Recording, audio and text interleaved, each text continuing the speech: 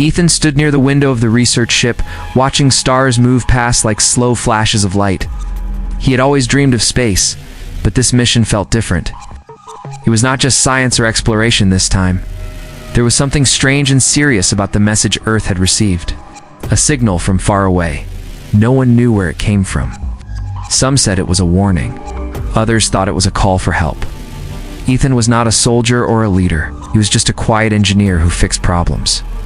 But he had a mind that saw patterns and a heart that never gave up. The ship he traveled on was called the Horizon Light. It was small but strong, with a team of smart people. Captain Harris, who led the crew, trusted Ethan more than most. "We will reach the location in 2 hours," the captain said. "Get ready." The crew moved quickly. Tools were checked, suits prepared, and scans started. When the alien ship finally came into view, everyone grew silent. It was big and looked like a silver shell floating in darkness. No lights, no signals, no movement. "Is it dead?" someone asked. "We do not know yet," the captain replied. "Ethan, I want you on the first team." Ethan nodded. He did not speak much. He felt nervous, but he also felt curious. What kind of ship was this? Who had made it? The team moved in slowly. Their small shuttle docked with the alien vessel. When the doors opened, they stepped into a world that was strange and beautiful. The walls glowed a soft blue. The air was warm. Symbols lined the halls, glowing slightly. It did not feel empty. It felt like the ship was watching them. They walked down a long hallway and reached a room. Inside stood figures. Not robots. Not statues. People. Aliens. They were tall and slim, with smooth skin and long dark hair. Their eyes were large, calm, and silver in color. None of them spoke at first. Then one stepped forward. "You are not like us," she said. Her voice was soft, but it reached everyone. "What?" Ethan looked at her. She was different, but beautiful. Her name, she said, was Lyra. She was a princess from a star system far from Earth. Their ship had been damaged in a space storm, and they had been floating for many days, unable to call for help. The signal Earth had received was a final message, sent in hope. Lyra's people were weak. They had lost power, food, and hope. Ethan and his team offered help. The captain allowed them to stay for now, and try to fix the main systems. While others feared the unknown, Ethan felt drawn to it. Lyra stayed close to him as he worked. She watched, asked questions, and even helped pass tools. She was not proud or cold.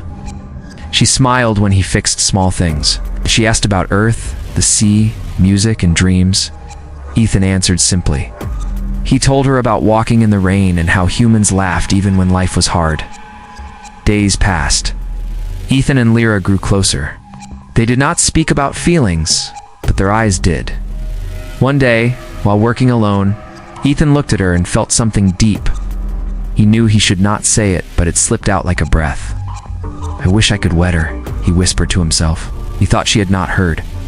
But Lyra turned slowly. Her silver eyes looked into his. There was no anger, no shock. She only smiled. "My answer is yes," she said. Ethan froze. The room felt quiet and still. She had heard. She had answered. That moment changed everything. It was not just a rescue mission anymore. It was the start of something new. Something bigger than two people. Two worlds had just begun to understand each other. And love, true and simple, had taken its first breath in space. Ethan walked slowly through the alien ship. He had never felt this kind of peace before. It was strange, but he liked it. Everything on this ship felt alive. The soft lights, the quiet hum, the warm air. But more than anything, it was Lyra who made it special. Lyra met him each day as he worked. She showed him how her people used energy, how their systems worked, and what had gone wrong. Ethan listened with care. He was good with machines, but he was also good with people. Lyra noticed this. She saw how kind he was to her people. He never raised his voice, never looked down on them. He simply helped. One morning, Lyra asked Ethan to walk with her. They went through a large hall that looked like a garden. Strange trees grew there, with silver leaves that shimmered in the light. Small pools of water gave off a soft glow. It was the first time Ethan saw beauty in space that was not made by humans. "We come here to think," Lyra said. "This place reminds us to stay calm." Ethan nodded. It feels peaceful. They sat near a pool. Lyra picked a leaf and placed it on the water. It floated, spinning slowly. I was not ready to meet someone like you, she said. Ethan looked at her, surprised. What do you mean? Your world is loud and fast. Mine is quiet and careful, but you speak with kindness. I did not expect that, Ethan smiled. Most people only see the noise, but there is more to Earth than noise. They sat in silence. The water glowed brighter as the light changed. Time seemed to slow down. For a moment, they forgot the ship was still broken. They forgot about orders and leaders. Back on the horizon light, not everyone was happy. Some of the crew did not trust the aliens. A few thought Lyra and her people were hiding something. Captain Harris tried to keep peace, but trouble was growing. The captain called Ethan into his room. You spent a lot of time with the princess, he said. Ethan nodded. She wants peace. She wants help. I hope you are right, Harris said. But others think she is trying to trick us. I need you to be careful. Ethan left the room with a heavy heart. He knew Lyra was honest, but how could he prove that to the others? The ship was still not fully working. Energy was low. They needed more time. That night, Lyra came to Ethan with a small box. Inside was a tool shaped like a stone. This will help fix the power lines faster, she said. It is old but strong. Ethan took it and looked at her. Why are you helping me so much? Lyra looked down. Because I believe in you. Those words stayed in Ethan's mind. No one had said that to him in a long time. Not since he was young. He worked harder that night, using the tools she gave him. Systems started to light up. Air moved better. Lights glowed stronger. Soon, other humans began to notice. One by one, they saw the changes. Food supplies were shared. Warmth returned. Even the ones who doubted began to see hope. Ethan and Lyra kept working together. She told him stories of her home, told her about his sister back on Earth, and how they used to race in the rain. Lyra laughed at that. She said she had never felt rain. You should feel it one day, Ethan said. It is cold and wet, but it makes you feel alive. Will you show me if I come to Earth? She asked. Ethan paused. I would like that. They smiled at each other. Nothing was said about the whisper from before, but it was there in the air between them, feeling that was growing. In the last room of the ship, Ethan found a broken part that no one could fix. It was old and strange, but he asked Lyra to trust him. She did. He stayed up all night, working with her old tool and some human wires. When the sun from a nearby star rose, the ship lit up. Power was back. The aliens stood in silence, looking at the lights. Lyra turned to Ethan. You fixed what we could not. Ethan looked at her, tired but happy. No, we did it together. And in that moment, two hearts beat a little faster. Not just for the ship or for duty, but for something neither had planned. Something new was starting, and neither of them wanted it to end. Even as peace grew between Ethan and Lyra, danger was building in the dark corners of both ships. Not all humans wanted friendship with aliens. Not all aliens trusted humans. Fear worked in silence, and it was beginning to move.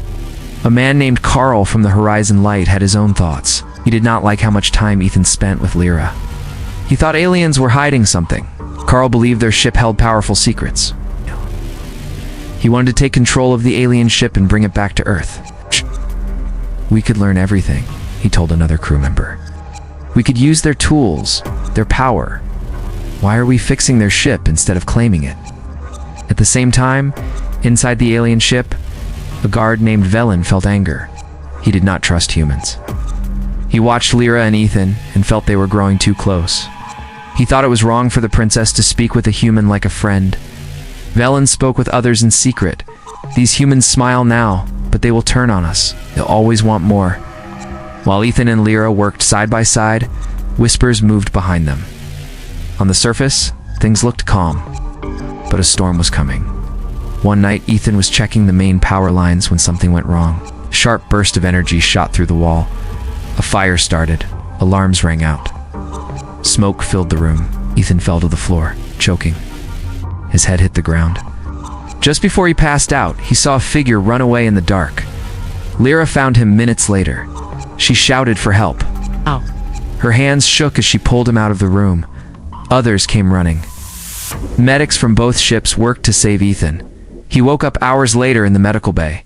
His arm was burned, and his head hurt. Lyra Sat beside him, her eyes full of worry. "Could have died," she said softly. Ethan tried to smile. "I'm still here." Captain Harris stood by the door. "This was no accident," he said. "Someone did this." An investigation began.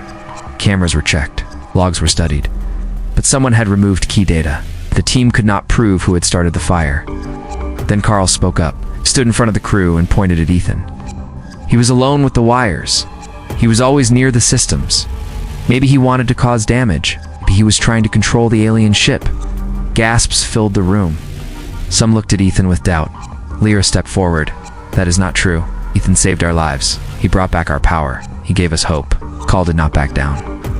"Maybe he wanted your trust so he could take it all." Captain Harris looked at Ethan. "We have no proof, but tension is rising. For now, you must stay on the horizon light until we know more." Ethan did not argue. He felt tired and hurt, not just in his body, but in his heart. He had worked hard. He had given his best. Now they looked at him with doubt. Back on the alien ship, Velen smiled in secret. His plan had worked. Now the humans did not trust Ethan, and the princess would stay away from him. Lyra did not stop thinking about Ethan. She knew in her heart he was not the one who caused the fire. She went to see him on the horizon light. They met in a small room, away from others. "You should not be here," Ethan said. "I do not care," she said. "I trust you. I don't." Lyra took his hand. "Then we will find the truth together." Ethan looked at her, feeling a wave of warmth. "But it will not be easy," she smiled. "I do not want easy. I want truth. And I want you." That night, while others slept, Lyra and Ethan made a quiet plan. They would find who tried to break their trust. It would clear Ethan's name. Time was running out. If they failed, both their people might turn to war. The bond between Ethan and Lyra had been tested. Now, it had to survive the shadows. The stars outside the window were quiet, but inside Ethan's mind, there was noise. He sat in a dark room on the horizon light, thinking about everything that had happened. He had almost died. People blamed him. Now he was being watched like a criminal. But not by Lyra. She came to him in the night again, this time with news. "They are planning to move you back to Earth," she said. Ethan looked up, his eyes tired. "To answer for something I didn't do." "Yes," she said.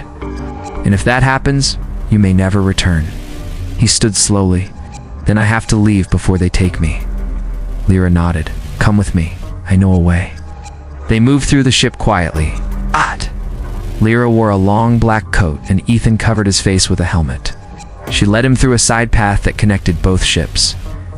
Most of the crew was sleeping. Only one guard stood in their way, and Lyra spoke to him in her own language. He stepped aside. He reached a small transport pod. It was old, but still worked. "This will take us to the neutral moon," Lyra said. "There are no leaders there. No laws. Only silence. We can hide and search for proof." Ethan looked at her. "You would leave everything behind for this?" "For truth," she said, "and for you." They left in the pod. As the stars moved past them, Ethan felt his heart race. He had never broken rules like this before. But now, nothing else mattered. They had to find who really caused the fire. The moon was small and gray, with dark hills and deep caves. The pod landed near a rocky wall. Lyra took out a small scanner. "I saved some data before the fire," she said. "It shows movement near the wires before the blast. If we can match it to someone's steps, we will have our answer." They worked in a small cave hiding from view. Ethan built a simple power system using parts from the pod. Lyra placed the scanner on a flat rock. Together, they watched the screen. After hours of silence, the image became clear. A figure moved near the wires just minutes before the fire. The face was hard to see, but the shape of the body, the way the person walked, it all pointed to someone. "It's Carl," Ethan said. Lyra leaned in. "Yes, it is him." They knew they could not send the data directly. It might be blocked or lost. They had to return and show it in person. As they left the cave, a sound echoed in the air, a sharp whistle. Then footsteps. "Run," Lyra said. They ran through the rocks, holding hands, jumping over cracks in the ground. Behind them, shadows followed. bounty hunters, paid to stop them. A shot fired, hitting a stone near Ethan's head. "This way," he shouted, pulling Lyra toward a cave opening. They hid in the darkness, holding their breath. The hunters passed by, not seeing them. For now, they were safe. "They are watching us," Ethan said. "Carl must have sent them. We must move fast," Lyra said. "We must return before they find us again." They used the pod again, this time flying low to avoid being seen. It was a long flight back, and both of them stayed awake, watching the stars, ready to act if needed. As they neared the ships, Lyra contacted a friend on her crew. His name was Naylan. He was quiet, honest, and loyal to Lyra's family. "Meet us at Dock 7, she said. "We have proof, and we need help," Naylan agreed. The pod docked, and they slipped in through a side gate. Naylan took them to a control room. There, they played the data. Captain Harris was called. So was the alien High Guard. The room filled with leaders. Some looked angry. Others looked confused. Ethan stood tall, even with his bruises. "This is the truth. I did not harm the ship. Carl did." The screen showed the movement again. This time everyone saw it. The shape, the walk, the time, it was clear. Carl was called in. He denied it. But when they showed his personal logs and a small tool with his fingerprints found near the damaged wires, he had no words. The truth had come out. Ethan was cleared. People who once doubted him now stood quiet. Lyra smiled. She did not speak. She only looked at him with pride. Later that night, they sat together near the same pool with silver leaves. "You ran with me," Ethan said. "You fought for me." Lyra touched his hand. "Because I believe in you." Their fingers stayed together, and for a while, the stars outside seemed to shine just for them. The truth was out, but peace was still far away. Even after Carl was taken away and the real story was shown, the damage had already reached deep. On both ships, people spoke in fear. Some thought Carl acted alone. Others believed there were more like him. The leaders of both sides held a meeting. It took place in a clear hall between the two ships. The walls showed the stars outside, but inside the room, there was no light in the hearts of the people. Lyra sat with her mother, the High Queen. The Queen wore a long blue robe and spoke in a calm but cold voice. "Your people are brave," she said to Captain Harris, "but also dangerous. Trust is hard to rebuild." Captain Harris gave a short nod. "We do not defend Carl. He acted alone. But fear is strong on both sides." As they spoke, Ethan stood near the back. He looked at the faces around the room. So many eyes were full of doubt. The peace they had started was now shaking. Then the Queen spoke again. "My daughter has grown close to one of your kind. This has made things harder." Lyra looked at her mother. "He risked his life for us, brought back power. He gave hope." The Queen turned her eyes to Ethan. "What do you seek, human?" Ethan stepped forward. His voice was low but clear. "I seek truth. I seek peace. I seek a future where our people are not afraid of each other." Whispers filled the room. Some leaders frowned. Others watched closely. Then Ethan raised his hand slowly. "Let me speak to everyone, not just to leaders. Let me speak to your people, to ours. Let them hear my heart." The Queen was silent for a long time. Finally, she nodded once. "You may speak. But your words must reach more than ears. They must reach hearts." The next day, a message was sent to both ships. Special broadcasts would take place. Everyone was asked to watch. Ethan stood on a small platform in the middle of the Great Hall. A camera floated before him. Lights glowed around the edge of the room. Lyra stood behind him, silent but strong. Ethan looked into the camera. He took a breath. "I am not a hero," he began. "I am not perfect. I am only a man who wants to fix things. Machines, wires, and now maybe something greater." He spoke about the day he met Lyra. He told how she gave him trust when others did not. He saw her care for her people, how they worked side by side, not as alien and human, but as friends.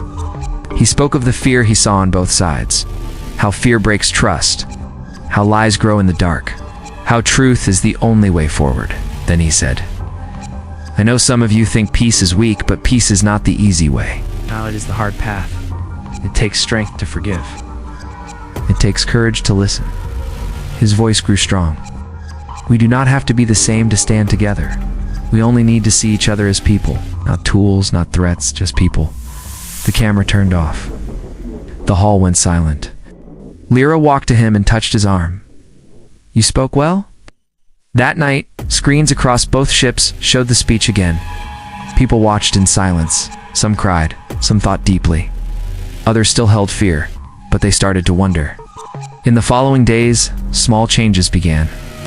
A human doctor helped treat a sick alien child.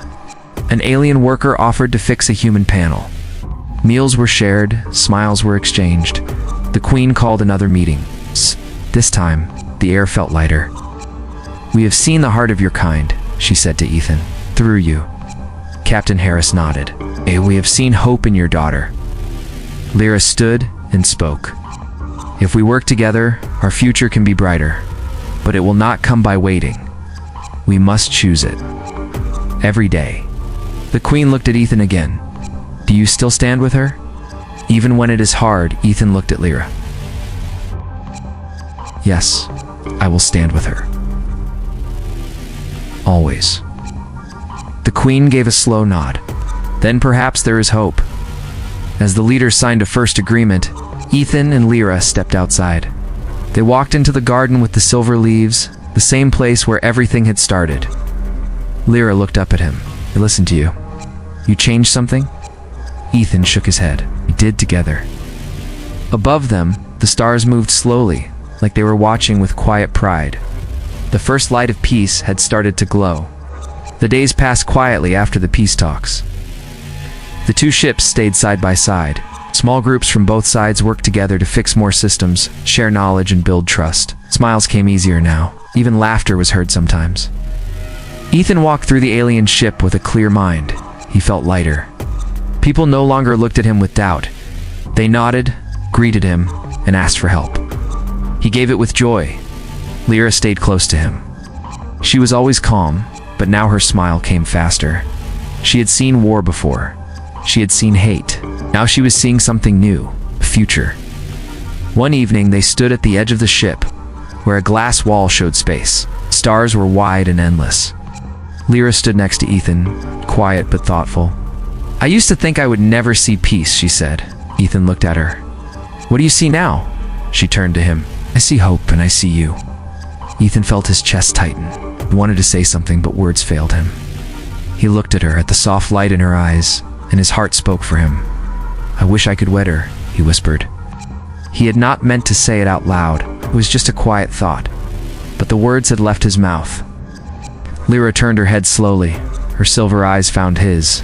There was no fear in her face, no surprise, just something deep and true. My answer is yes, she said.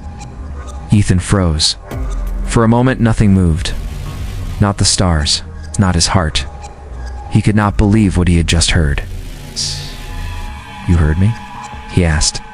Lyra nodded. Yes, I heard everything. And I have thought about it for a long time. Ethan stepped closer. But how can this be? Your people, my people. This is not what they expect. It is not about them, Lyra said. It is about us.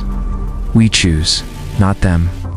Ethan looked at her. He saw strength in her eyes. She was not just a princess. She was someone ready to change everything. Do you really want this? He asked. With all my heart, she said. The news spread faster than they thought. Some were shocked, others were confused. But many smiled. They had seen Ethan and Lyra walk together through the hardest days. They had seen trust grow, even when fear was strong. Captain Harris called Ethan to his office. You really said it? He asked. Ethan nodded. She agreed. Yes. The captain leaned back in his seat. This is not just a love story now. This is something bigger. You know that, right? I don't know, Ethan said, but I believe in it. The Queen also called for Lyra. You gave him your answer, she said. Yes, Mother, I did. The Queen looked at her daughter for a long time.